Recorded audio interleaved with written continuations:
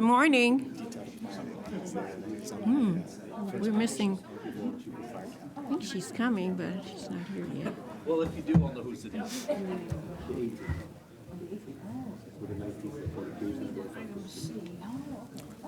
Which one is that? Oh. Vacancies, which I wrote all over, now I can't find it. Oh, really? Oh. Oh, you mean you can't find it in there? Oh, okay. Oh. Okay, good morning. Good morning. Good morning. We're getting organized at the same time. Oh, thank you so much. Very good. Today is June 6th, Tuesday. We'll wait for Ms. Gomez to, we're ready? Okay. Today is June 6th, Tuesday. The time is 9 a.m. It's the regular meeting of the Board of Fire Commissioners. And we welcome everybody. And we welcome Chief Saunders as our officer on board today because Chief Carly is out of town on business. And good morning. So, Chief Saunders, you're going to do the pledge for us? I will. Okay. Very good. Ready, please stand. Oh, wait, I'm sorry. Before we do Roll that, call we have to first. have the roll call. Okay. We have to be officially grade? in order. Here. Babcock, Here. Delugich, Here. Hara, Here. Crowley. Here. In place of Fire Chief Crowley is Saunders. Deputy City Attorney Linda Nguyen. Here. You have a quorum. Thank you very much. Now, Chief, you can do the pledge All right. to the please stand, flag everyone. for us and the moment of silence. Right hand over your heart. Ready. Pledge allegiance to the flag of the United States of America and to the republic for which it stands, one nation, under God, indivisible, with liberty and justice for all. And please join me in a moment of silence in honor of past and present members of the Los Angeles Fire Department who devote their lives to the protection of our community. Thank you. Thank you. Thank you, Chief Saunders. Okay. The first item on our agenda is Commissioner comments. And I would just like to first say Happy Pride Month. This is a big month for me because not only do I love celebrating Pride because it has so many beautiful colors in it, and it's all about love, but it's my birthday month. So it's a very special month Same here. for me. Oh, really? Yes. But I hope someday we'll be able to capture exactly what our members in our department are like and what they be able to understand more about what's going on with the demographics of our department. We usually participate in the Pride Parade, and I think that we're set for Sunday. I hope we missed last Sunday, so I'm hoping that we're doing this Sunday. Because this is the LA Pride. We usually have the bandwagon there, and all the fire commissioners are invited to ride, and we have a great time. It's fun, fun, fun. Okay. Are there other comments? We also lost, I want to offer condolences to the family of the member whom we lost. We lost another active duty member. And it's with sadness that we have lost a member to cancer. We usually, one time when I first came on, it looked like we were having funerals every few minutes for this particular sick issue. But hopefully things will get better, but it's always sad to lose an active duty member. And we offer condolences to her family and to the department, her friends, and the members that she worked with in the department. Are there other comments from other commissioners? Commissioner Hur.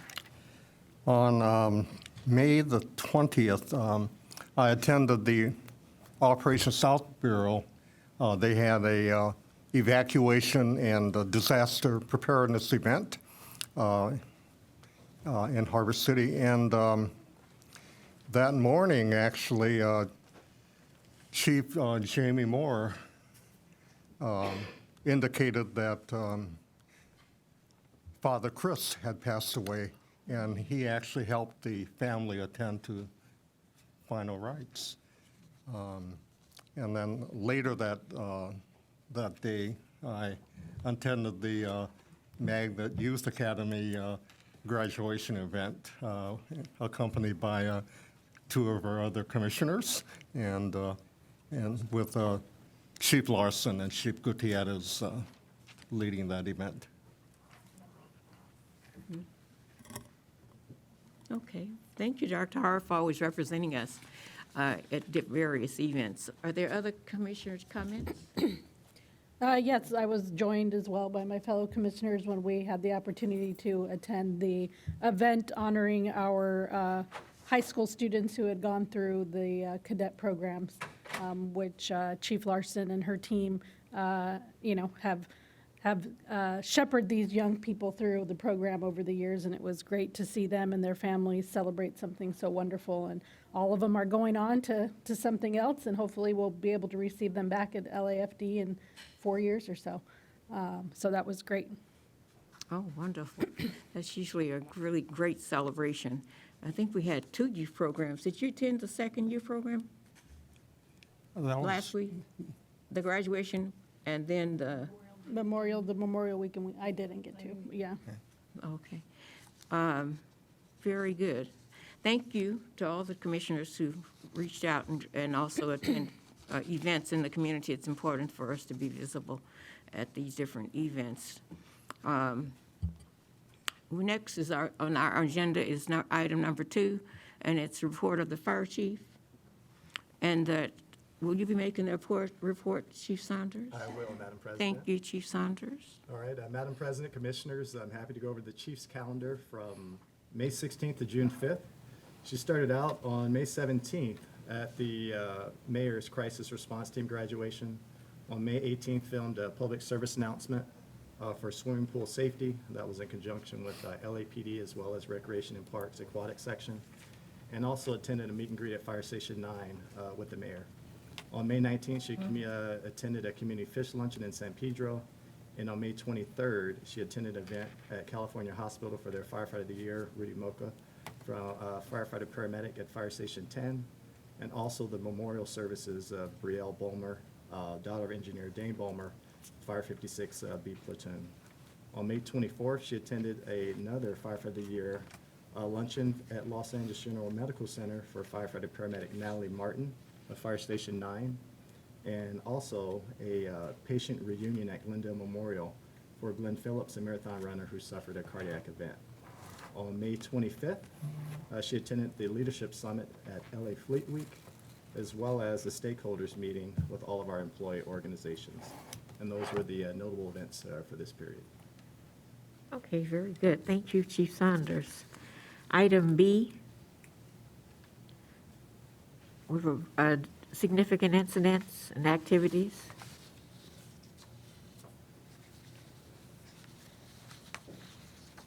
Okay, good morning, Chief.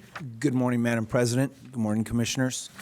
Chief Saunders, Deputy City Attorney Wynn, and Ms. Gomez. I thought she was still sitting there. I am Assistant Chief Jamie Moore. I am currently assigned to Operations Valley Bureau as Acting Deputy Chief. And I have 2 significant incidents to report to you that occurred during this period.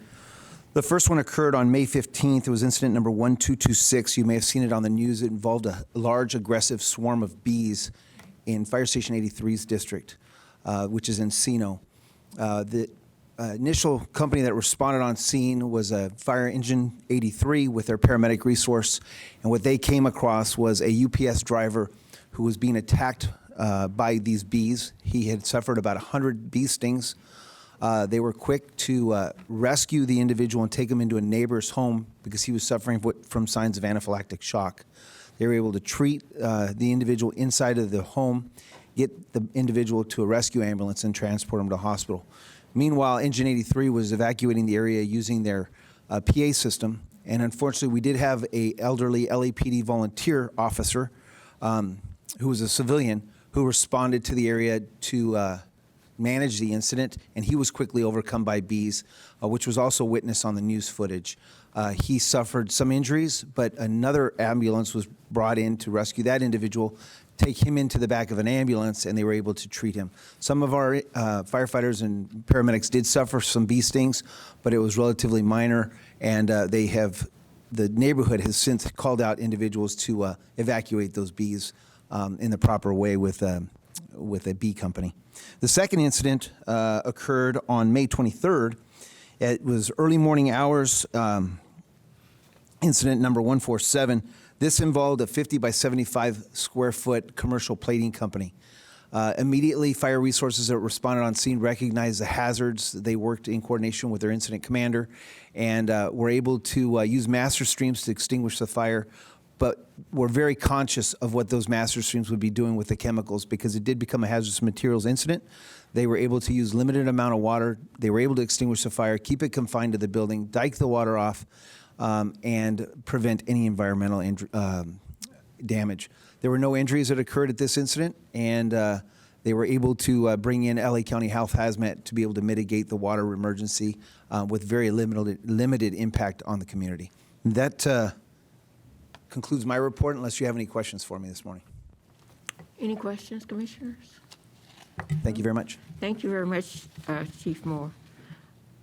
The next item is item 2C. Chief Tyler Dixon, good morning. Good morning, Madam President. Good morning, Commissioners. Good morning, Acting Chief Saunders and Deputy City Attorney Nguyen, command staff, and guests. My name is Tyler Dixon. I'm Assistant Chief assigned to the EMS Bureau here at the Los Angeles Fire Department. I'll be reporting on medical emergencies from the period of May 16th to June 5th. On the morning of May 26th, resources in the Sunland Tahunga area responded to a traffic accident on the 170 freeway.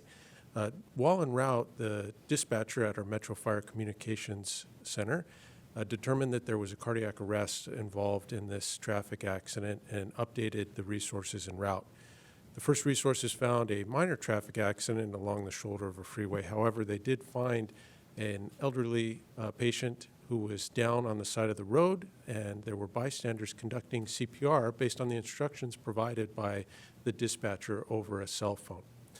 Paramedics, EMTs, firefighters, rated members, and officers immediately stepped in and provided advanced cardiac life support, determining that the cardiac arrest was related to a medical emergency and not the result of a traumatic injury associated with the traffic accident. After interviewing witnesses, it was described that the driver slumped over at the wheel while driving at a high speed on the freeway. Luckily, our paramedics and EMTs were able to provide advanced cardiac life support, including medications, IVs, and CPR, and determined on scene that they had obtained a return of spontaneous circulation.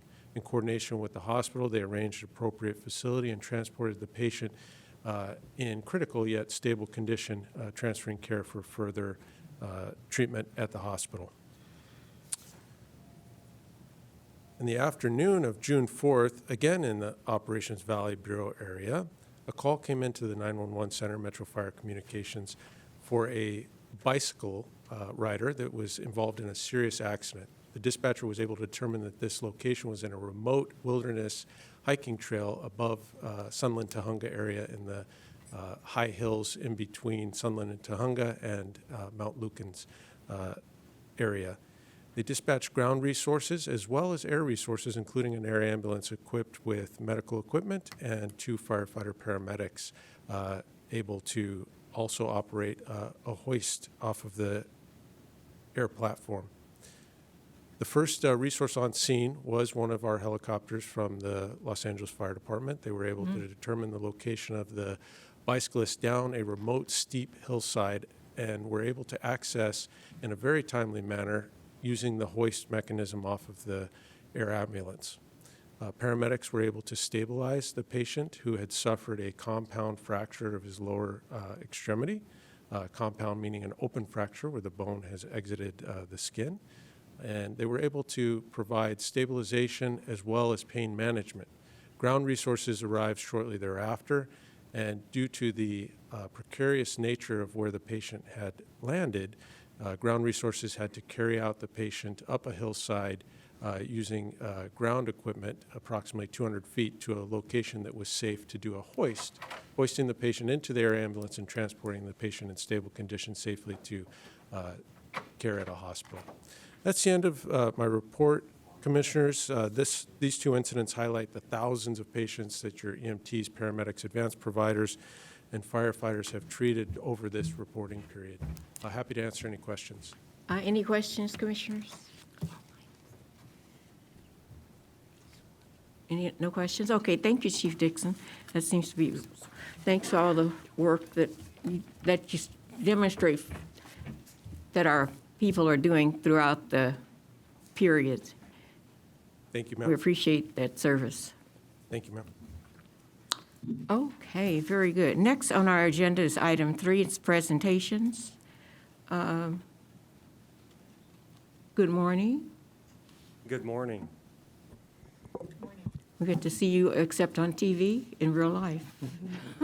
Honored to be here. Good morning, Madam President, Commissioners, Chief Saunders, City Attorney, Eric Scott, Captain 2, Public Information Officer for the LAFD.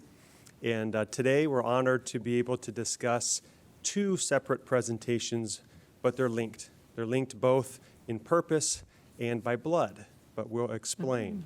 To begin with, we'd like to ask, please, Battalion Chief Mike Flynn to step up along with his father, Patrick Flynn. Oh, Now, Chief Flynn is being recognized for his exceptional leadership and outstanding work to the deployment of more than 3,500 new portable radios, as well as the training of over 3,200 sworn members. And this transpired from April 2018 to December 2019. And it was thanks to his personal sacrifice, the unwavering commitment he had to this project, that the Information Technology Bureau successfully delivered the most advanced piece of critical communication equipment to the department on record. So for a little background, again, this was in 2018, then Captain Flynn was detailed to ITB, and literally from the moment he arrived to that assignment, he took initiative and he led nearly every aspect of the portable radio project.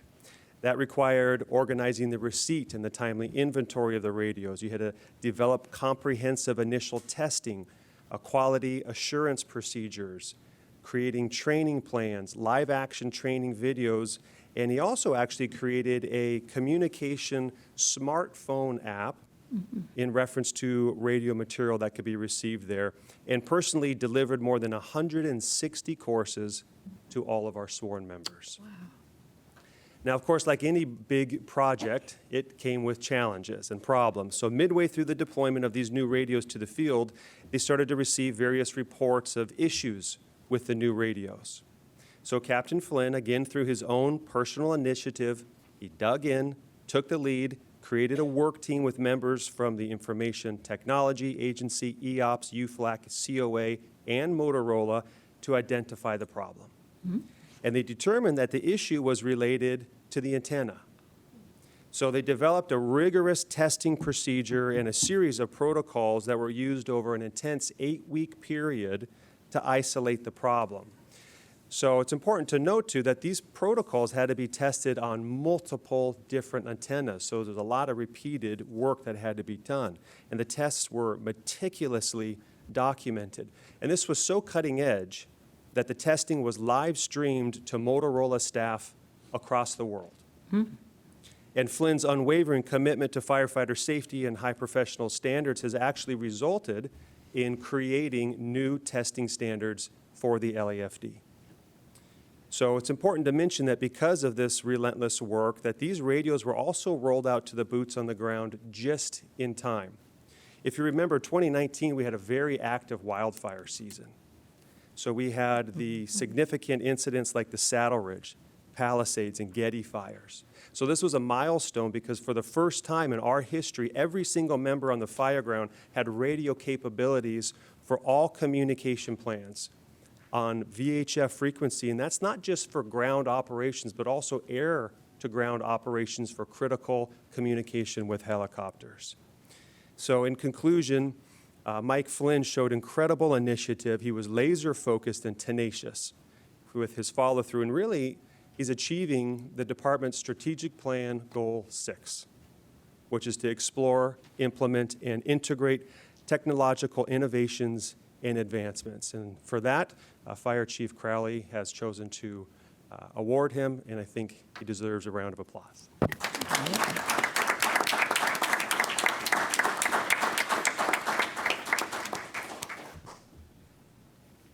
But there's more.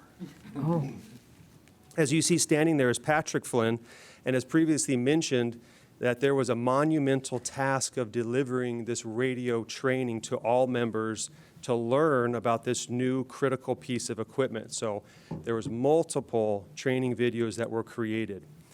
This worked in support of the in-service training and approval of EOPS, AOPS, that these videos were created to ensure that members could learn and review this information at their own pace. So these videos that were produced, we had, fortunately, the assistance of a professional recording studio that's in Fire Station 60's First Inn, called Riverton Productions. As you likely guessed, Patrick Flynn here is the owner and sound engineer. And so he assisted us with a total of 18 audiovisual projects over the last 5 years, 10 of which of those training videos are still very routinely used today. And they're available, again, on that unique app that Chief Flynn created, ILAFD. They're also on Vimeo and Target Solutions.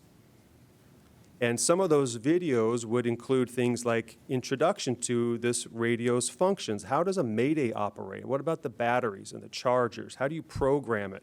How do you activate the emergency tones? The list goes on and on that has to be taught for our new members to be competent.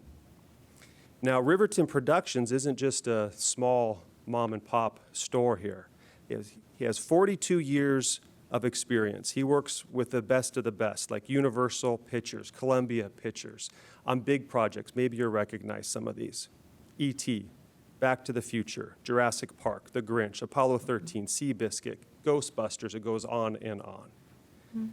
So we thank you, Patrick Flynn, for your critical assistance in these video projects. And every one of these videos has a combination. You have to do recording, editing, mixing, put in different effects, a lot of post-production that goes into making these successful. And the assistance that was provided was done voluntarily. So I guess we could say the price was right. It was free $99. But for that, we sincerely thank you, and we too would like to offer you a round of applause.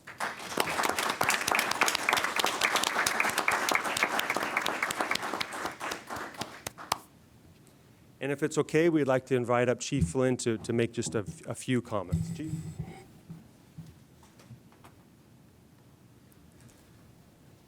Good morning. Michael Flynn, Battalion Chief, Good Battalion morning. 13, A Platoon.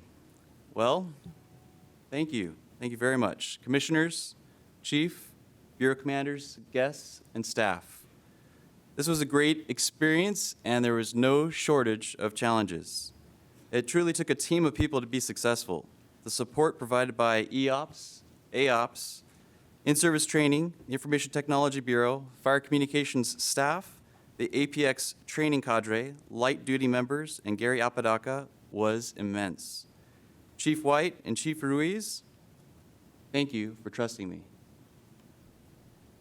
I did have an ace up my sleeve. I want to personally thank my father for all his assistance with the training videos. And I want to thank my mother for allowing him to stay after at work. I wanted every LAFD member to have the opportunity to review aspects of the portable radio on video to ensure everyone goes home. Your assistance provided a Hollywood-level quality and ensured that LAFD members have easy-to-follow videos, keeping everyone trained and safe at work. As an additional thanks, I have a plaque to present to thank you for your time, dedication, and assistance. Oh, nice.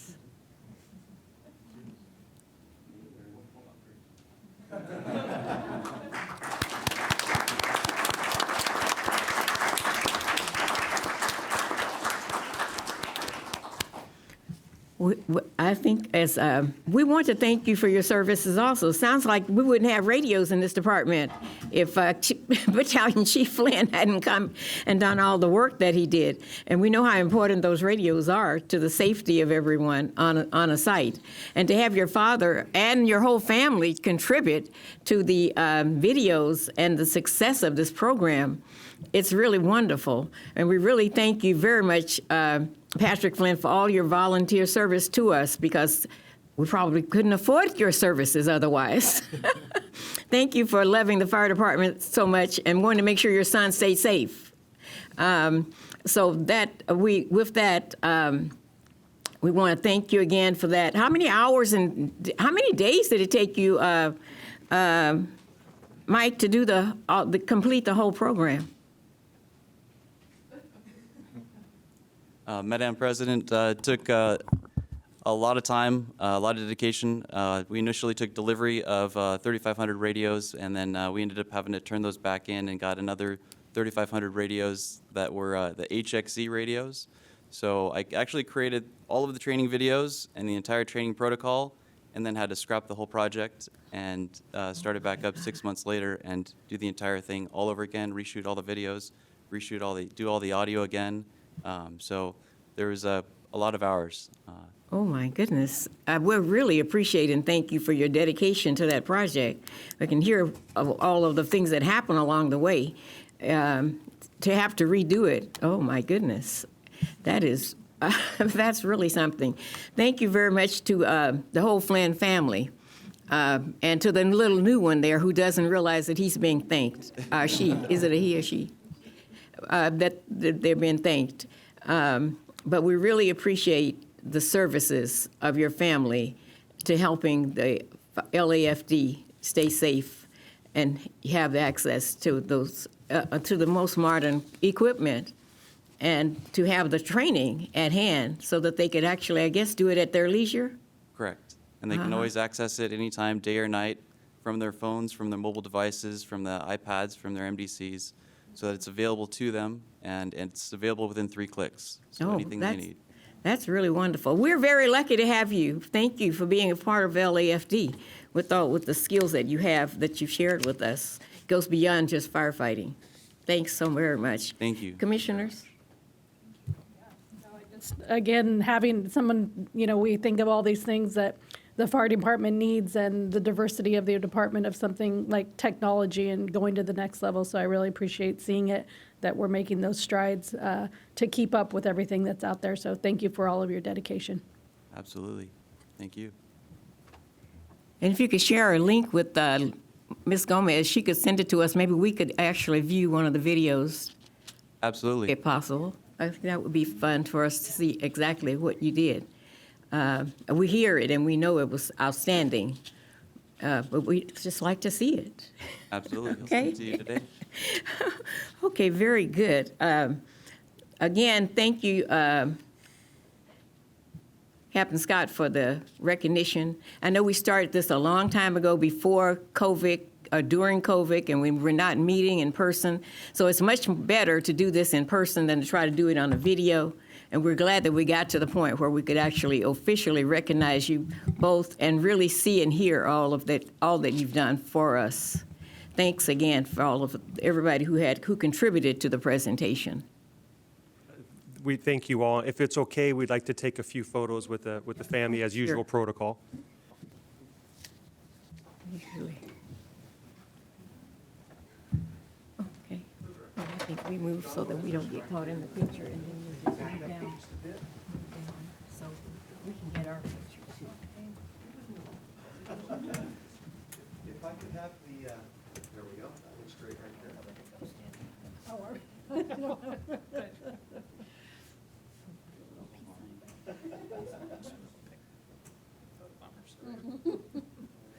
One, two, three.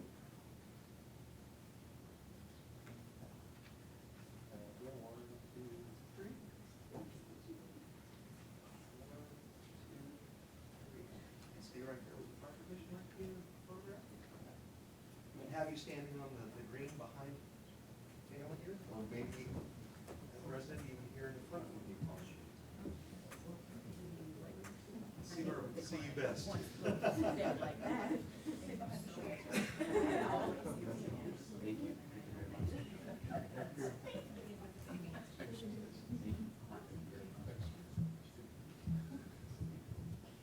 great. Wow. Get everybody. Right, exactly. That's good right there. Scoot out just a touch over here. There we go. Great. Scoot cheek over here. Yes, sir, if I can have you move this way just a touch. You got it. And how about if I have you turn your shoulders a little bit and scoot in a little closer to this. Here. Scoot in on 3, 1, 2, and 3. 1, 2, check that out.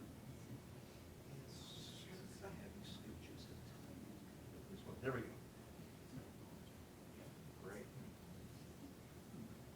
1, 2, more like that. Thank you, everyone.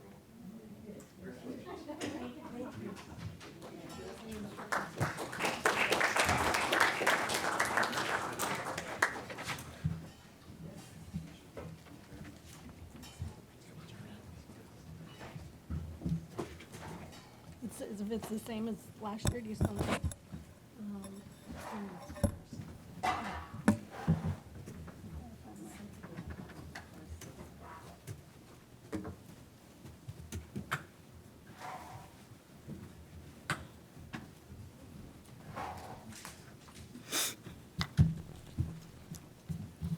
Okay, the next item on our agenda is public comment.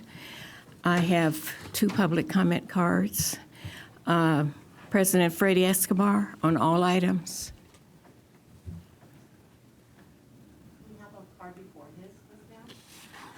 Do they have to go in order? Okay. The other card is Chang Ho. You want to comment on 6D and public comment, all items. Is that Yes, right? ma'am. Okay. 6D, agenda item 6D, and general public And comment. general public comment. Okay, Ms. Gomez, you're in charge of the time. Madam President. Good morning. Honorable Commission, Chief Saunders, Deputy City Attorney, staff, Ms. Gomez.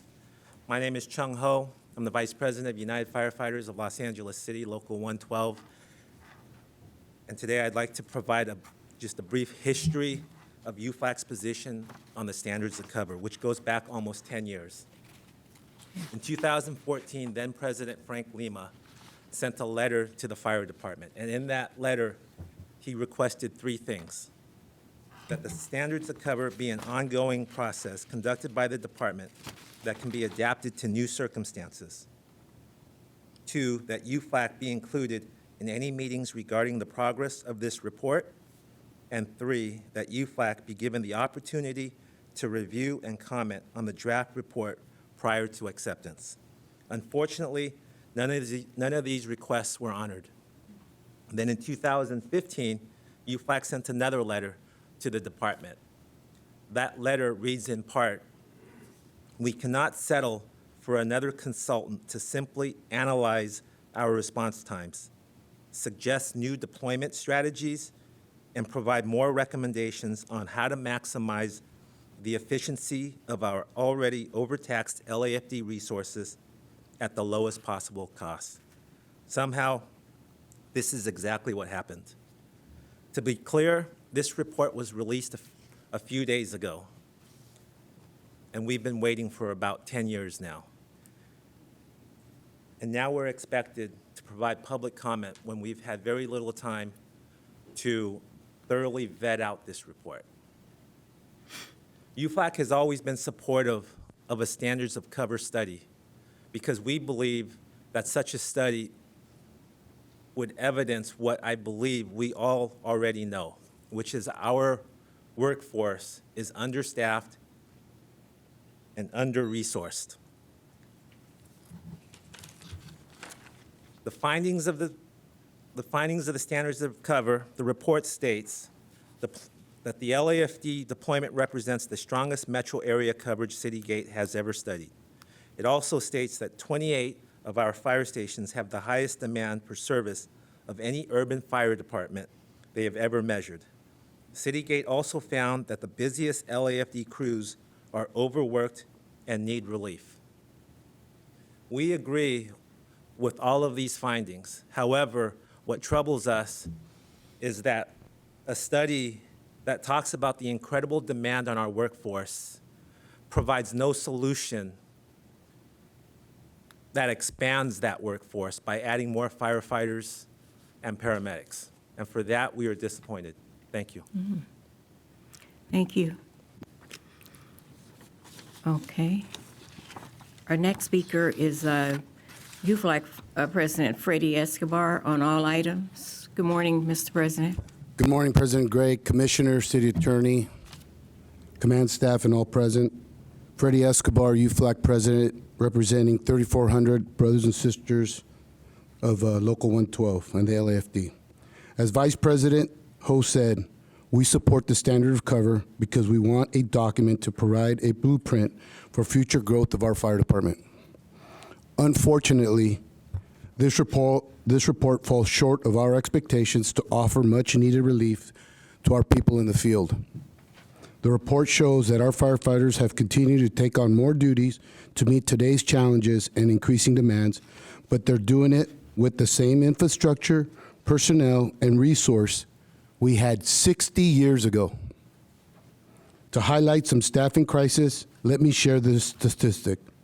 In 1965, the LAFD had 3,430 sworn personnel who responded to approximately 68,000 emergency calls.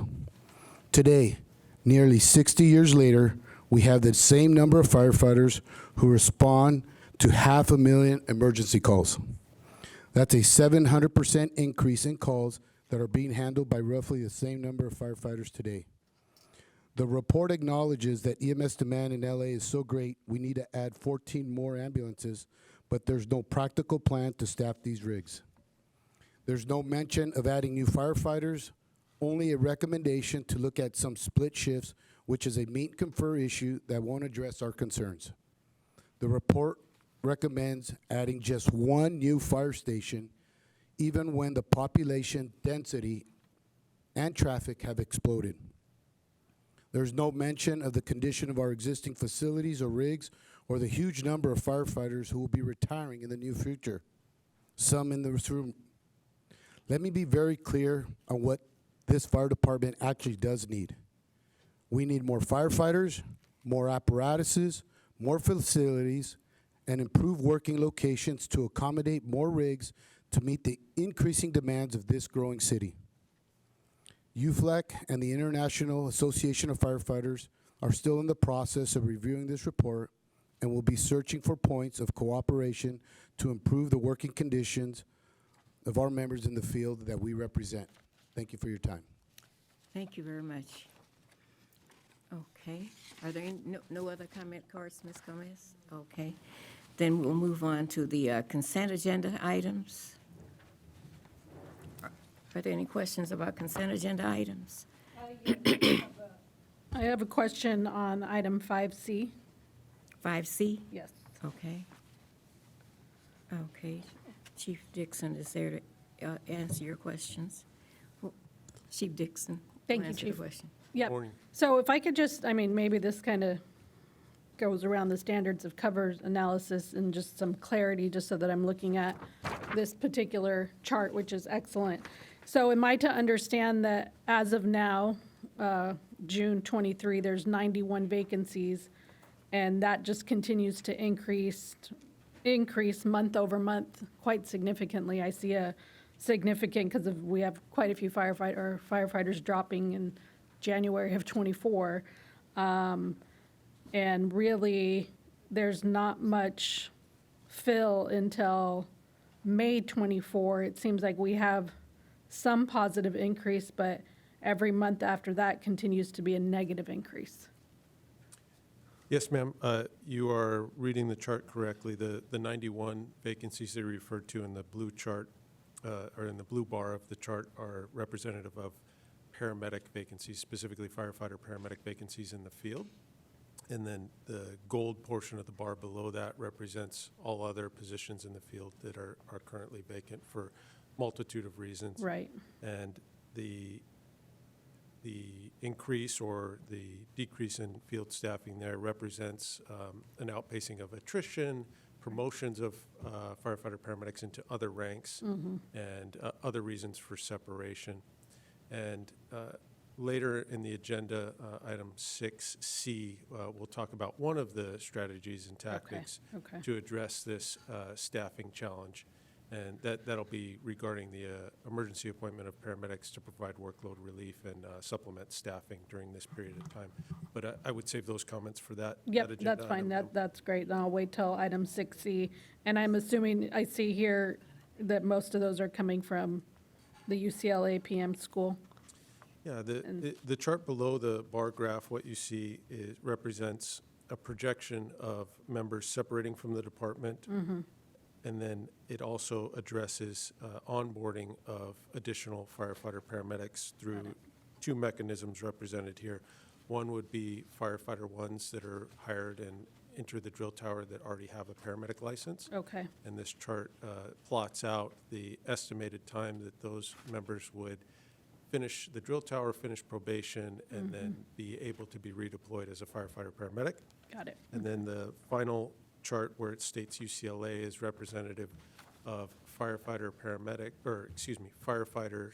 that are already employed by the department, that the department sends to UCLA Paramedic School to become a paramedic while employed by the fire department. And the chart represents an estimate of the success rate there and the time that they would be deployed into the field fully licensed. Okay, great. Well, I'll look forward to item 6C, and thank you for addressing these initial comments. Yes, ma'am. Thank you for the questions. Okay. Are there any other concerns or questions about the consent agenda items? If there are none, then a motion is in order to approve the consent agenda items. Motion to approve items 5A through C. Second. It's been moved and seconded that we approve the consent agenda items A, B, and C. All those in favor say aye. Aye. And those opposed, a like sign. The motion carries. Then we move on to item 6, the regular agenda items. A, BFC 23-051, supply chain issues. Good morning. Good morning, Madam President, Commissioners, Chief Saunders, City Attorney, Ms. Gomez, and Command Staff. My name is Amir Caspian. I am the Assistant Chief assigned to the Supply Maintenance Division since December of 2022. Today, I will be presenting the report on the division's supply chain issues, specifically as it relates to the medical supplies needed for the field resources to respond and mitigate EMS calls in the city. The Los Angeles City Fire Department's Supply Maintenance Division, also called S&M, is in charge of all supply procurement and distribution, apparatus and equipment maintenance, and vendor contracts for the department. As we are all aware, the COVID-19 pandemic created an unprecedented disruption and realignment in the global supply chain and the manufacturing systems. As the impacts of the pandemic began to recede in early 2022, global demand for supplies substantially increased, including regular medical supplies that were unrelated to the pandemic. And 911 call volumes began to trend towards pre-pandemic levels, which was higher. We began to see shortages and back orders on medical items usually supplied to the shops, or S&M. After discussions with our vendors, we learned that these issues were mainly in the supply chain and manufacturing systems affected globally. They also informed us that these shortages are unpredictable in many instances, even to the vendors themselves. This ripple effect was felt by the field after a few months. In middle of 2022, in addition to the erratic global supply chain system, shortages of raw materials, offshoring manufacturing issues, and large medical manufacturers going out of business, which further reduced availability of supplies, we also began to see rapid increases in prices of items as well as labor shortages. The labor shortage is also included in our own division and our medical supply unit. This further exacerbated our ability to purchase and deliver medical supplies to the field at pre-pandemic levels. Plan of action was put in place in the fall of 2022 with the support of Training and Support Services Bureau, S&M, and EMS Bureau in order to get ahead of this systemic issue. The critical factor in this plan was S&M's relationship with our vendors, which was key in getting through this period. Though the LAFD is still placed on allegation on some of the medical items and medications because of their unavailability in the marketplace, we have been mostly able to procure our medical supplies because we are high on their list as a metro city. However, we are still not at the levels needed, nor at the pre-pandemic levels. We also continue to experience various delays and back orders on medications and supplies, which affects the field. S&M's current medical supply plan, with the support of the Fire Chief's Office and GSD General Services Division, will be critical in order to stabilize our medical supply inventory and establish a minimum of 3-month cash or reserves. This will greatly increase our resiliency to deliver to the field should another disruption or item become unavailable by our vendors, which we predict will happen. We are beginning to see improvements in the manufacturing side of medical supplies and the global chain systems, with orders fulfillment getting higher. Coupled with our plan in place, we're confident that we will be able to reach stable inventory levels in the next few months and be able to support our field resources in a consistent manner. That concludes my report, and I'd be happy to answer any questions. Thank you very much for the report. I know there was a question about the medication in the from a previous meeting, and I think that you're having some of the same problems that we're having as individuals, because I at least have trouble getting certain prescriptions filled in the ways that we have in the past. But I'm glad to see that you have a plan for it and that you're handling it. Yes, ma'am. Very good. Any other concerns? Are the vendors that you use procured by the fire department, or are they through the city overall? Well, our main medical vendor, McKesson, is through the contract is approved by GSD. Okay. We're still pending the contract to be approved, but they're one of the largest vendors. So they Okay. provide medications specifically to LAFD for our paramedic services. And they're just, and I'm sure they're great, and if they're the biggest one, there's nobody else out there that is competitive right now and has any of this at hand, or we just don't know? That's a great question, Commissioner. We do have also a contract with Pfizer, an account with Pfizer, which is the largest pharmaceutical company in the world. And so they would also be able to help us in case there's shortages. The problem is when there's a shortage in one medication, those vendors find out late. For example, albuterol, which was actually recently stated by the FDA that there's a shortage, and everybody goes to all these different vendors. Right. So even the backup ones are short of those Okay. medications. Perfect. Thank you. Yes, ma'am. Okay, other questions? No? Okay. Seeing no other questions, a motion is in order to receive and file. So moved. Second.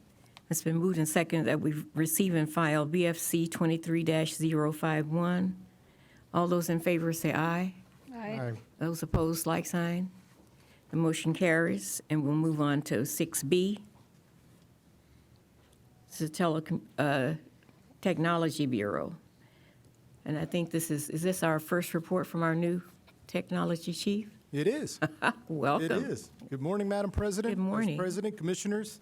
Deputy City Attorney Nguyen, Chief Saunders, Ms. Gomez. Happy to be here, and it is the first report. So, Thank you very much. ITB is the primary contributor for Goal 6 in the new 23-26 strategic plan for LAFD, and I'm going to provide some detail here, but not too much. I'll keep it a little bit high level so we don't spend too much time here. So the top 5 initiatives here that ITB is working on right now, fire station alerting is where I'm going to start, and it's really the replacement of 30-year-old equipment at the fire station level. Station control units that are responsible for bells, lights, phones, printers, PAs, ring downs. So text to speech. We are in production at Fire Station 4 right now. We've been in production for about 3 weeks as a pilot. We've worked on issues like the speed of the message, the volume, phone voltage, being able to push to all the associated phones and successfully overcome any small issues that we've had there. In about a week, we're going to start progressing into the other fire stations, and we're hopeful to be able to do 2 to 3 per day over a 3-month period to get through the 106 stations. At each station, we will have small issues that are unique to the fire station. We'll address those as they come in. But in general, it's moving us forward off of the older technology and adding some mapping capabilities on boards, shows dispatch units and things along those lines on the actual visual display itself. FIMS is another large project. I won't go into too much detail because Captain Richardson does a great job of providing you detailed updates on FIMS 2.0. We've gone through phase 1 already, where we're looking at the automation of the manual process of recording and tracking referrals, surveys, and inspection of oil wells and hydrants. That's completed successfully. As a part of the second phase, we're looking at the integration of the following categories: fire stations, industrial and commercial, and next up are Bricer, legal and illegal cannabis. So we're moving right along. Summertime is we have some staffing issues, vacations, things like that. We'll work through that, and we're still on target for a December 23 to January 24 completion date on that project. Big project, Motorola voice radio upgrade. I think Chief Ruiz here is in the crowd. Massive. So another critical system here, fire department. Once again, in that 30-year-old age range. 30 years ago must have been amazing because a lot of things started then. I'm excited to report progress on that has been steady. We're meeting weekly. We're in the room with fire communications, with Motorola, with ITA, talking about design review, really going through the updates, where are we on target, where do we need to provide more resources, and it's a huge collaborative effort between all involved. As a reminder, some of the things we're addressing here are the aging voters and transceivers at the primary 9 sites that allow us to communicate throughout the city, expanding all of those locations to 20 channels from 18, replacing all of the dispatch consoles, both at MFC and at OCD as a secondary dispatch location, updating the backhaul or the bandwidth between those, and the integration of CAD with a new radio console. In addition to that, we're also looking at mirroring the phone switch that's at MFC at the OCD location, so we can have like for like when we flip over. New consoles, new phone switch, everything at MFC is the same thing at OCD. So that'll help us in maintenance, that'll help us in continuing operations in the event of a failure or the need for expansion over to another site. Workday. Maybe our biggest challenge is moving over into Workday right now. Fire department is unique in the amount of transfers, promotions, bonuses that happen in the department. And it provides us challenges because Workday is very stringent and very boxed, non-customized application. We're having to create some behavior changes on our side. We're addressing what's called the backlog right now, and until we can get up to 0 on that backlog, it's really inhibiting us from moving forward with the integration or replacement of the payroll system Pacer with Workday. Happy to report, since the time that I submitted this report, we were at 48% reduction. Over the past 2 weeks, we've reduced another 30%. We're at about 78% reduction. It's important to understand that that's a moving finish line. So we started at 500. We reduced those 500, but 300 more came in. We reduced those. So we're all told in 6 weeks, we're looking at about 900 backlog issues, and we've reduced down to about 208 right now. So we're chasing a moving object, and the goal is to have it at 0 by the end of the month, by the end of June. Moving on from there, CTS. So I know Chief Kepner mentioned it a few meetings ago, but working with PSD on the replacement of the CTS system or complaint tracking system, this was one of, I believe, 11 systems that were identified by ITA as legacy, needing to be replaced. No longer suitable in the software. Our ability to update is limited. The function is not where it needs to be. It's the first one of 5 that we're looking at moving into the ServiceNow platform, which is already a part of the city environment. As we go through this, we don't currently have the staffing to do this internal, so we look to bid it out to a bidder, to an outside agency, I should say, and as part of that, we'd have to go through the task order solicitation through ITA, saying, hey, this is our scope of work, this is what we need done. Please provide us an estimate of what it would cost, what the resources are. Sadly, on that first go-around, all of the bids were about 2 to 3 times more than our allocated budget. We've gone through there. There's a lot of fat on those proposals. We've recommended some changes. We will likely disqualify the members or the teams that bid, reopen it. We have a couple of possible vendors there that say they can get into that budget area. So we need to make sure we set it up properly because it's the first domino to fall in 5 or 6. And if we go in and it's not proper on that first one and we just negotiate that, it's going to cause us problems down the line that continue in terms of budget, in terms of us rolling out those systems. That said, it's exciting to be moving off of those platforms that don't speak, they don't carry data across into a single platform that the city's heavily utilizing. So what was a May deadline on that will extend out. We've asked to roll the funding into the new fiscal year, and we'll try and execute in early fiscal year 23-24. In conclusion, one, I couldn't be happier than to be here. It's really an amazing command staff, very welcoming. There's a lot of need. I've done almost nothing but meet with people on a continuous basis. Yes, let's talk about it. Yes, let's talk about it. Gone out to South Bureau, to West Bureau, as many places as I can to say, hey, teach me about your business. Teach me about things in your terms. Tell me where your needs are, how you functioned in the past, how you're functioning now, how can I help? And really, it's important for me to learn fire business, not just information technology business, so I can make that translation. And I'm happy to say that it's been very welcoming, everybody. Great relationships. That said, there's huge need. Right now, we're focused on the strategic plan. We should have that done in the next week or two for ITB and how it dovetails into the overall LAFD strategic plan. How do we support all of those goals and objectives, the primary vision and mission? The other things that are of the utmost importance, creating a business continuity plan. How do we continue our business when there's interrupts? Creating a disaster recovery plan. What do we do when things fail? How do we continue the operation from a technology standpoint so we can support the tremendous need of first responders here? Finally, creating a culture with ITB, right? Identifying high potential employees, putting into place succession plans. It's huge here. The retirement age is not just on the sworn side, it's on the civilian side. All of my leaders are retirement eligible now or within the next 18 months. Very scary position to be in, but we have to see where are we going? What are we going to do in the next 5 to 10 years to prepare for the next wave of technologists that are providing support? So really creating that model, creating a culture, emphasizing high-level development support that's sustainable. And then finally, maybe one of the scariest things for me is the focus on information security. We need to create more of it. We took part in a cyber exercise about a month ago for the city.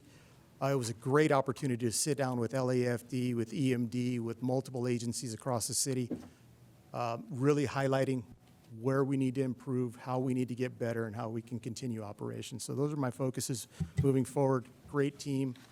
Mike Flynn plays a big role in that as well, and Chief Ruiz. So end of report, and happy to take any questions. Thank you very much. I can hear that there's a lot going on there, and a lot of things that we've needed to have done. And I'm glad that you focused on those and you've noticed them even in your short time here. You know where we have to go. Because we all, over the years, have had an interest in PSD having a different platform that's going to provide us with better information, and that's really important. One of the things I wanted to caution you about is that when you get to looking for a company to provide services for the fire department, the commission has always been focused on having companies that are either in LA County, or California.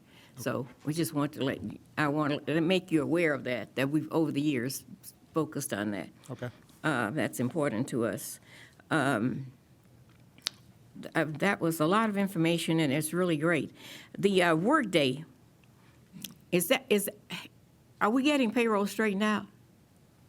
Is that a part of what you do? Is that somebody else's job? I'm providing support, so no, I'm not payroll. Technically, it's really how we integrate with payroll. So our back-end team is providing the ability to clear the older databases and move records around. We're not responsible for processing or identifying or inputting any of that information. But what you do will help them to help with payroll getting cleared up. Yes. Okay. Yes. I know that that's been a problem, and it was said that it was the new platform that we were using that was creating the problem. So that I'm happy to hear that is going to work. And I know that when I first went in the fire stations 10 years ago, I think they were using DOS and putting the payroll in a strange sort of a way that seems antiquated to me even. So Possibly still the same, yeah. So I'm actually happy that you're here and working on this information. And Sam's also working on our network staffing program. I know that's what you're talking about. And that one's due to go in 2024 that we've been working on for a few years. In the programming of our new system is going to be called Horizon, but that's going to debut in 2024. Oh, very good, because that was one that I immediately saw needed help, but that was quite a while back. Commissioners, do you have comments, questions, concerns about the technology, Commissioner? I have a question. Hi there. I know that when people think about a career in the fire department, they don't think about information technology, but I wonder if you are working with the high school STEM programs to find folks. I mean, do you have a recruitment plan for all these folks? All these people are going to retire? That's the perfect question, is really me learning what role can I play on the civilian workforce. So there's a lot of rules that are different. And bringing in, it's critical, like you said, to work with STEM, to work with high school age people that are coming in. We're going to have to create those partnerships, whether it's with Explorer programs or magnet type of schools. I will get to it. It's absolutely critical because we don't have exempt positions. We can't easily hire from the outside, so we have to create a career path, Right. which is why the leadership retirement is very challenging, because you can't say, okay, I have a problem here at leader 1, 2, or 3 and go get that equal level position. You have to develop them internally or work within the city process, as you know, to create that exempt type of position. So Right. it's on the roadmap for sure, and it's absolutely essential. I'm going to have to pound the pavement and get out and create Yeah. those collaborations and relationships for sure. I hear your concern. Yeah. And then just one other question about the complaint tracking system. I think I heard that one of the issues with the current system is it's open to interpretation, so people enter things in different ways, and so the things might show up in different categories. Is this new system supposed to make that a little bit more, I don't even know the word I'm looking for, but like where it's less open to like just sort of human interpretation and more specific? Highly rights-based. So it'll be a partnership with PSD as we go through there. We've gone through the technical capabilities. What can we do? What can we secure? How can we distribute information? How can we report out data? As we go through and the vendor is selected, we'll go into even more system design and say, okay, these are absolutely essential security requirements. How do we, kind of virtually separate information that's accessible at what level, and how do we have the ability to distribute it? So key in any system design, we'll definitely pay attention to that. Thank you. Other commissioners? No? Okay, thank you very much for your thorough update, and I wish you continued success with what you're doing because it's very needed in the department, and I hope that before you get it done, it's not outdated because things happen so slowly sometimes in our departments. But if we move quick enough, we'll have an updated technology department. Yes, ma'am. And the that's goal. what we want. Absolutely. Thank you so much for your time. Thank you very much. Okay. Is there a motion to receive and file? Second. It's been moved and seconded that we receive and file BFC 23-052. All those in favor say aye. Aye. Those opposed say use like sign. The motion carries. We'll move on to item C, which is the LAFD paramedic emergency appointments. Good morning again, Good Commissioners. morning, Chief. Tyler Dixon again from the Assistant Chief from the EMS Bureau. Thank you, ma'am. Before you, you have a report regarding an update on the appointment of, emergency appointment of paramedics to supplement current staff levels in the field. As we've discussed previously, we currently have an update from this report. We've projected 81 vacancies currently in the firefighter paramedic rank in the field. We expect that by January of next year, our ability to fill these positions will be outpaced based on attrition as well as promotion of firefighter paramedics into other ranks. One of the tactics that the department is going to use to fill those vacancies on a temporary basis till we can supplement the staffing with permanent staffing is the appointment of new employees that have a paramedic license under an emergency appointment. This is an established practice by city ordinance that is allowed for appointment of emergency personnel for up to 1 year. We will select members that are qualified with a paramedic license in the state of California and require them to either have or obtain an LA County EMS agency paramedic accreditation by the time they're complete with their training. These members will go through a similar public safety background check, physical examination, health screening, similar to any other public safety member of the city of Los Angeles. The training program or onboarding of these members will include a 4-week didactic period or academy, as well as a 4-week ride-along period as the third paramedic on a rescue ambulance under the tutelage and orientation of 2 experienced firefighter paramedics. After a successful completion of that evaluation period, those emergency appointment paramedics will be eligible to fill field vacancies on paramedic rescue ambulances, as well as will be offered overtime opportunities to supplement EMT ambulances as well. This initiative is undertaken to provide workload relief as well as to ensure the availability of emergency resources to the city of Los Angeles. Happy to take any questions on these topic. I see our first recruit class was of May 23. When will the next one be? That's correct. May 22nd of last month, we started the first academy. Those recruits will be eligible for field placement in July. Okay. The Training and Support Bureau is actively seeking to establish the next class. We do not have a date set yet, but they have solicited interest based on the new round of Firefighter 1 applicants that already have a paramedic license. Messages have gone out to the applicants already to seek their interest in a next class. And how many were in that May class? There were only 8, ma'am. Oh, wow. That was an initial class to open the process and establish the onboarding process, and our hopes are to have much more robust classes in the next second and maybe a third class. Okay. Can we get an update when you all have your plan for the next recruit class, just so we can keep, this seems like a big issue. Yes, ma'am. All Happy to around. do so. We'll report back after that next class. Perfect. Well, I'm happy to see a plan's in place, but it seems like you all have a lot of work ahead of you, and there's a big fallout here for the next couple of years, and hopefully as we think about our role on the commission and how we look at the next, 25 years of the fire department, that when that next generation begins to retire, that maybe we don't have such big fallout, because I'm sure this impacts response time and every other concern that we have on the overall LAFD issues. So thank you for all your work on it. Thank you, ma'am. Yes, our current firefighter paramedics, our firefighter EMTs are working diligently to fill those vacancies and working extra shifts day in and day out, and we look forward to providing them some workload relief with this program. Yeah, that's a lot. Thank you. Commissioner Duga, you have comments? Yes, I think this is a great idea. I don't see, are you excited? I think this is very exciting. I think this is a great idea, and it seems like a really good, rung on the career ladder to becoming a full-fledged paramedic firefighter, paramedic. And I'm curious, it seems like, anyway, it seems like a great idea.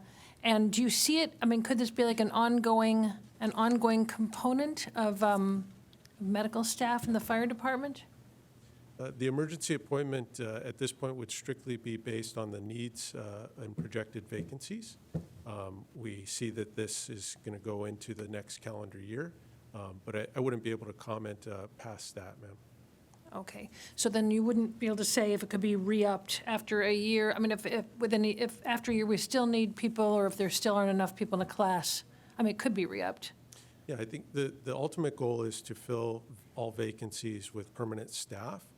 This is a established process that is available to us when the efforts to onboard permanent staff are outpaced.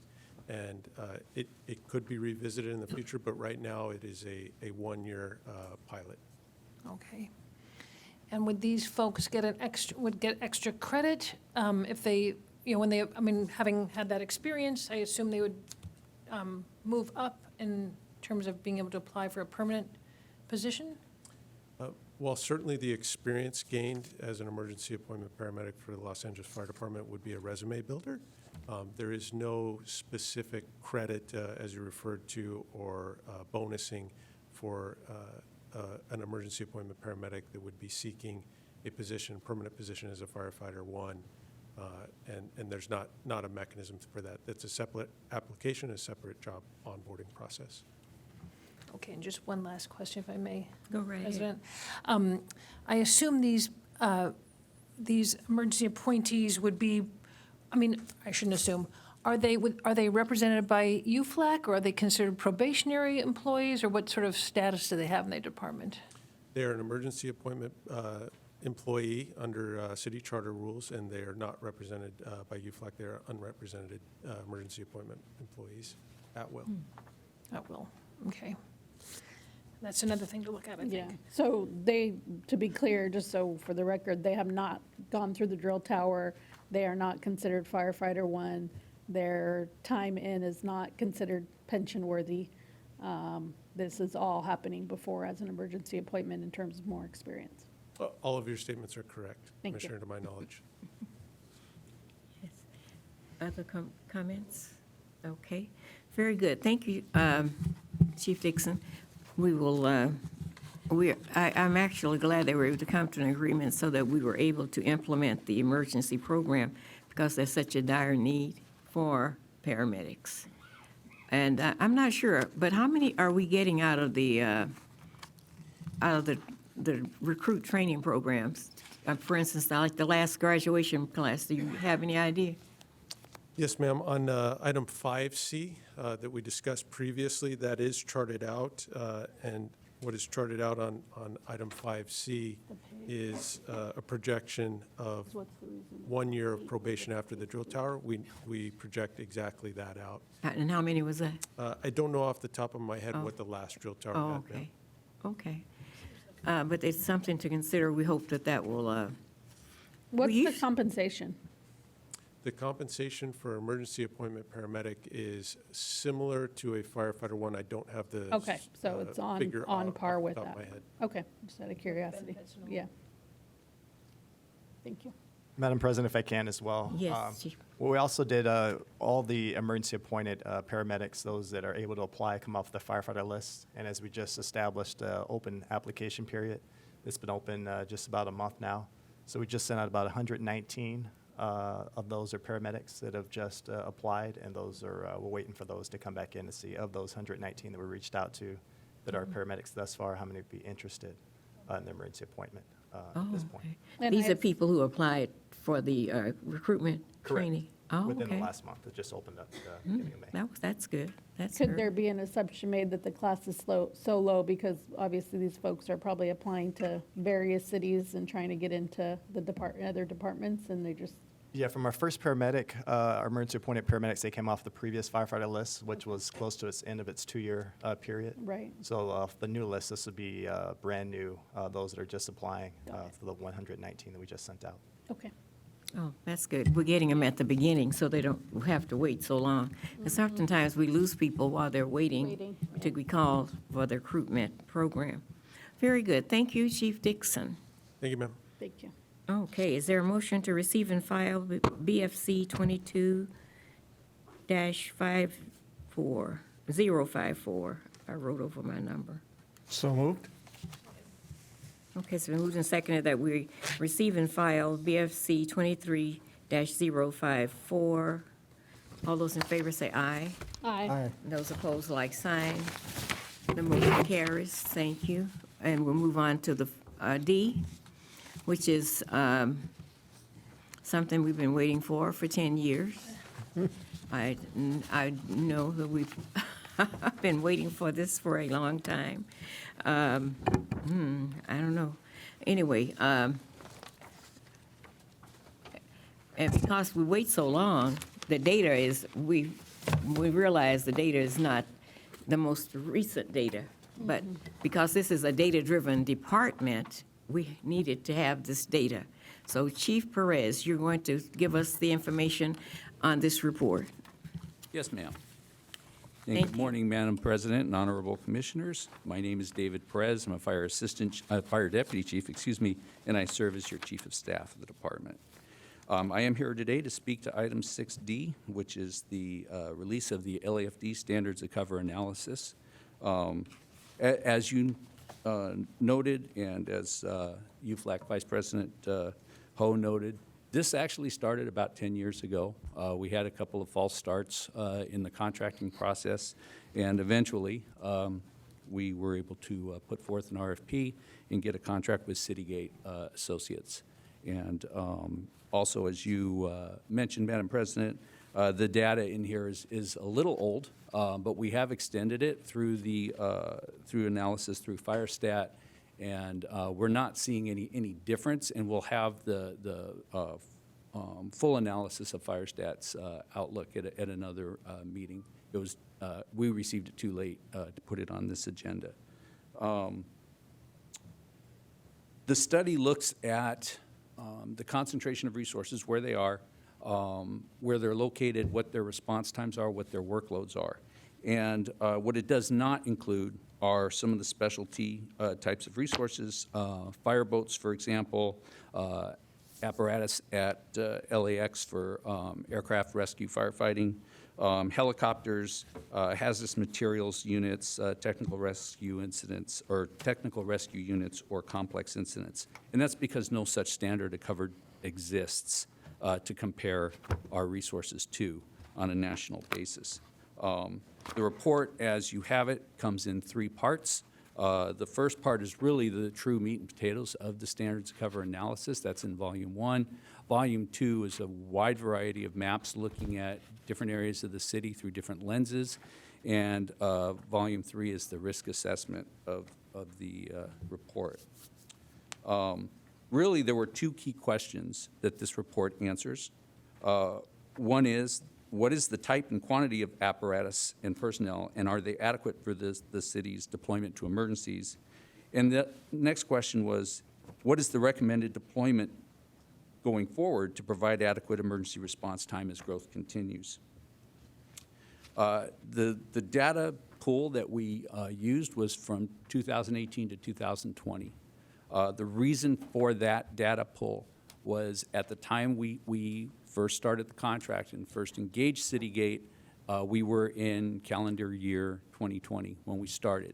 And we gave them an update all the way through 2020. They were working on that, with that data. But as you know, 2020 shifted what not only this department, but a lot of other city departments were working on as COVID hit, and the department particularly shifted into a COVID vaccination and testing mission that took a lot of our resources, both sworn and civilian, and also took a lot of the resources from other city departments. It made the coordination of information flow that we needed to provide to Citygate at that time far more difficult.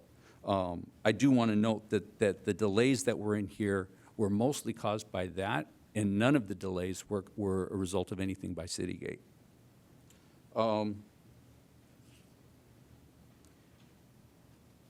But what we did find and what Citygate did show us was that regardless of the date of the data pull, the only thing that we found any real difference in when FireStat looks going forward from 2020 through 2022, the last completed calendar year, is that the only thing that's changed really is, say, maybe the busiest rescue and the second busiest rescue in this current report may have swapped positions, or in an engine or a truck, something similar. No real change that would have indicated a shift in what they found. The findings remain essentially the same, even when we apply the data that FireStat analyzed in the last 2 calendar years. And like I said, I'll have that report for you in a future meeting. The findings are all there for you. There were 17 findings and 6 recommendations. Key amongst those recommendations was to add a new battalion command team, a battalion in the area that they identified would be at Fire Station 100, and a new fire station in the Panorama City area. It also looks at additional rescue ambulances throughout the city, but more importantly, what it looks at is for the fire, or recommends is for the fire department to look at different EMS delivery models, not just our current model of ambulances and fire engines, but also looking at other systems such as FRVs or APRUs, fast response vehicles or advanced provider response units, which provide a lot more flexibility and the ability to treat and release patients where that is appropriate, or treat and provide advanced medical care. Also with our APRUs, we have the ability, with additional training, to place patients on a 5150 hold if that's necessary, and get them to mental health care quicker. So what Citygate is truly recommending in this report is that we not just focus on our current model, but that we expand models and look for additional EMS delivery models to try to take away that bottom 25% of our acuity workload in our EMS calls. I will note that there's really nothing in this report from Citygate that jumped out at us as a shock or a surprise. What it did do is provide us with very specific data-based observations, and what it really highlighted was not so much our issue of response time. Response time on our most critical calls, which are structure fires and critical ALS calls, we're actually very good in those, and Citygate points that out. Where we are at our weakest is that we are killing our people. We are way overworking our people at rates that surprised a lot of us when we first saw the technical draft, and Citygate even mentions by numbers that they've never seen before. So really our focus going forward, and the department's already started to review these recommendations, we will be working with labor, both UFLAC and COA, as appropriate, going forward to review the recommendations, to come up with ways to make the recommendations work, or decide that we're going to go in a different direction. But all of those reviews and moves forward will be inclusive of labor. And that's basically, I'd rather let the report speak for itself, and so I'm not going to run through all of the details in this, but I'm sure you have questions, and I'd love to take those questions for you now. Okay, thank you, Chief Perez. It is a report, as we said, that we've been waiting for a very long time. We've had to function even without the standards of cover, and so now we have a new strategic plan and a standards of cover. Perhaps we can tie them together and see how they all work. For once, we have 2 pieces of material that we can work with that provides guidance for the department, which is an unusual thing there. And as I said before, I agree with you, and I agree with other comments. We knew most of the things that they told us, because if you go around throughout the city, visiting fire stations and listening to reports, you know that we know that we're understaffed, and we know that we have too many medical calls and not enough resources for that. We know that the Valley has stations that are far and in between, and now that the development in the Valley is becoming much more, it's enhanced the Valley population, because now they're tearing down things and building housing. There's a real need. We knew this like many years ago, that we needed more fire stations. But I too wonder why there was only one fire station that was why did we only need one? Because I think in the Valley, to me, it looked like there was more of a need for more But that's something that we have to really look at on our own and try to decide, did they really hit the mark there? Or were they looking at other cities and models and looking at us and we don't fit?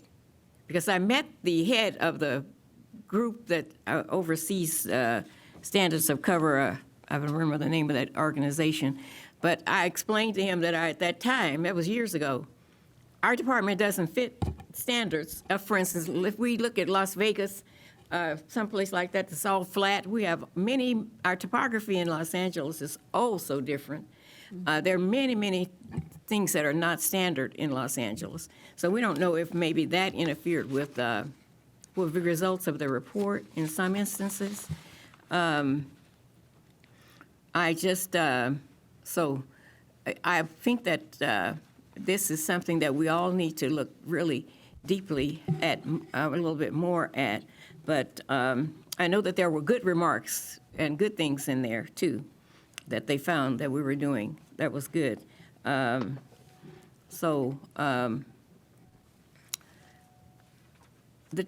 also noticed that, I wasn't clear, you mentioned the departments that were left out, but what about arson? There is no standard for arson coverage. So you just didn't mention it, but it was not considered?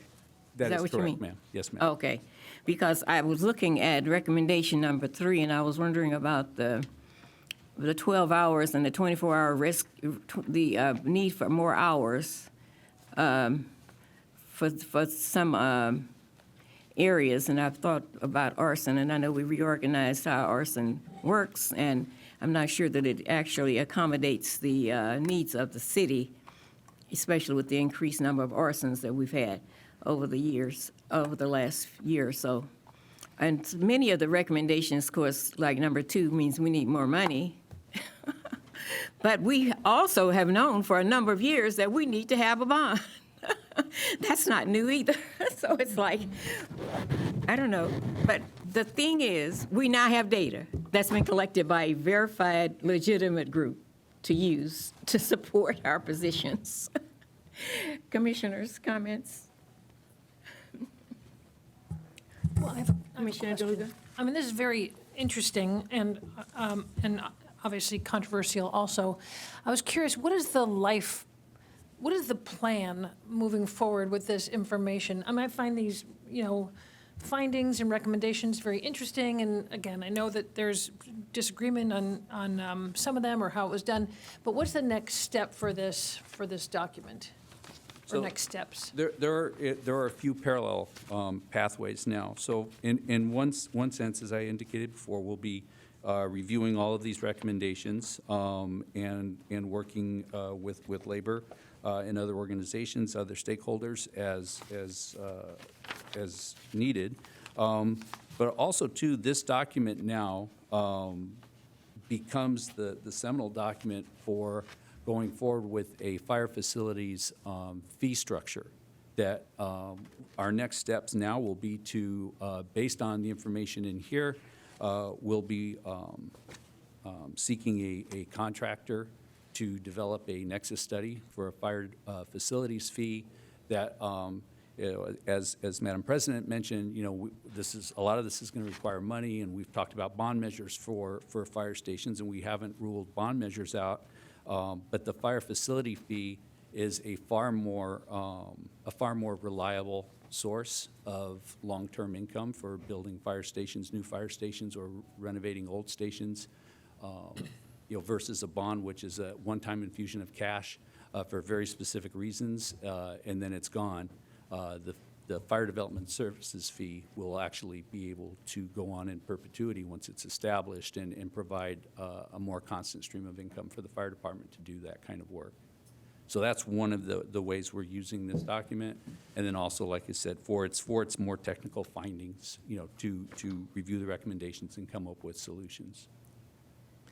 Thank you. And I obviously think a joint labor management, set of eyeballs is really important. And are the other constituent groups, I mean, you said other interested parties, does that mean like the bomberos and stentorians, women, are Yes, ma'am. those constituencies? And sort of how does that how does that, what does that look like in terms of talking to the labor partners, talking to these constituency groups? Will there be like discussions, focus groups? How do you envision that? I envision that we will have, that the fire chief will invite those organizations to certain meetings. We'll be going through this page by page and looking at what all these recommendations are. There may be some here that are not palatable to certain organizations. There may be some that they want to tweak in a certain way. Working together with the fire chief's office, we'll pull all those parties together and we'll have those discussions. And then, move forward with whatever requirements we need in terms of getting funding for additional authorities, that kind of thing through city council. If it's about, building new stations or renovating stations or that kind of thing, then we'll be looking at whether it's going to be a bond measure, which is probably the easiest to do immediately versus the fire development services fee, which may take a while to develop and then build the account up. So we'll look at all of that, but it will involve dialogue with all of the organizations. And the fire chief's been working more to try to pull all of the stakeholder groups together. Thank you. Okay, any other comments from commissioners? Not this time. So Chief, we know that we got this report and it was a lot of information, and we're glad to have it because we've been waiting, as we talked about before. But how long, if at the next meeting, we have another discussion of this particular topic where the department comes in and gives us more feedback on what their plan is that possible to do at the next meeting? I don't know that we would have time before the next meeting to have an updated report. And there's a lot, like we've just said, we're pulling people together, having these meetings, and discussing this stuff. I mean, understand that this report just gives us the foundation from which to move forward. There's nothing in here that's actionable now. All of it is for us to use to build our foundation on. And so it's going to take time to build that foundation. I would think the next meeting is probably too soon to have a report back. I'm sure Chief Crowley could probably, during Fire Commissioner comments, speak to it, but I don't know that we would be ready to provide a verbal report to the board. Not an in-depth, detailed report, but one that gives us maybe like a timeline as to what you plan to do, on how you plan to implement this program, or if you plan to implement any parts of it, or... We can try, but I just don't know. I mean, at this point, all we have is, we're waiting for the fire, we'll put together these first rounds of meetings, but probably in those first couple of meetings, I don't see very strong decisions being made to a level that we could come back and report on. We're definitely going to do this, or we're definitely not going to do that. I think that would be too soon for us to do that in a 2-week period. But could you put together a timeline that would say, this is what we plan, we're going to meet with these people, we're going to do this, we're going to do that, leading up to a final plan? It would be a very rough timeline. Nothing that we could commit to.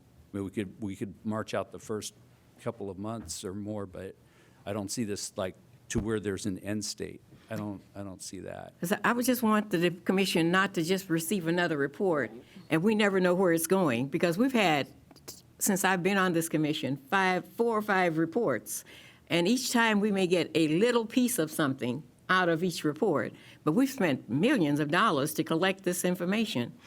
I would just like to know that there's a plan moving forward as to what we're going to really do with it, not the details, not the meat. We're going to fill the meat in later. These are just going to be the bones.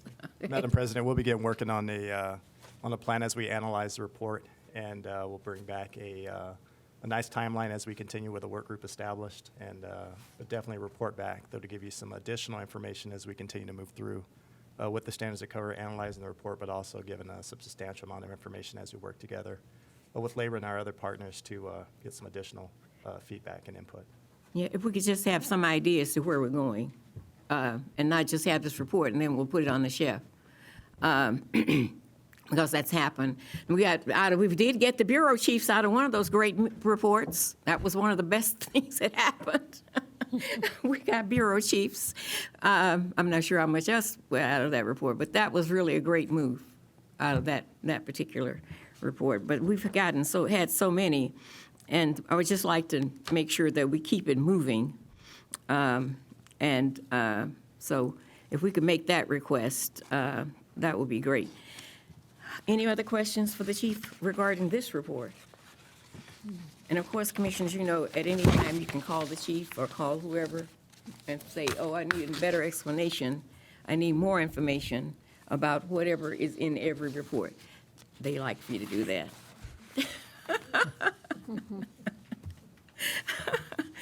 Okay, Chief, thank you. I think that a motion is in order to recommend that the board receive the report and then transmit it to City Council for approval. Do we, kind of based on those comments of wanting to see a timeline, do we feel that it's in order to accept it and move forward at this time? Or do we want to maybe see a little bit more meat on this before we transmit it over? I think it's good to receive it as it is, because we can't make any real changes in the report itself, because it's just a guideline for us to move ahead. Right. So I think we need to receive the report and then transmit it to City Council so that they can start to look at it also. And then we'll continue to work on it, putting it on the agenda in different ways to get the information that we need. Okay, and especially as you start meeting with other stakeholders and whatnot, maybe more updated reports. We'll want updates. Yeah, exactly. All along the way. Versus just one time a year, right? Right. Yeah. Oh, no, can't have one time a year. Yeah. No. So I'm leaving that I'm putting it in the air so everyone hears it. Exactly. We must continue to have updates on this, okay? That's because if I'm not here, I want somebody to know we said it, so you can keep it going, okay? Okay, is there a motion to recommend the board to receive the report and transmit it to City Council? Second. It's been moved and seconded that we receive the report, standards of cover, and transmit it to the City Council for approval. All those in favor say aye. Aye. And those opposed, same sign. Okay, thank you very much. The motion carries. Okay, that brings us to the end of our agenda. Are there any comments or concerns from commissioners before we adjourn the meeting? Okay, very good. Thank you very much, everyone, for your attendance here. And a motion is in order to adjourn the meeting. Motion to adjourn? Second. It's been moved and seconded that we adjourn the meeting. Those in favor say aye. Aye. Those opposed, like sign. Thank you very much. We'll see you in 2 weeks.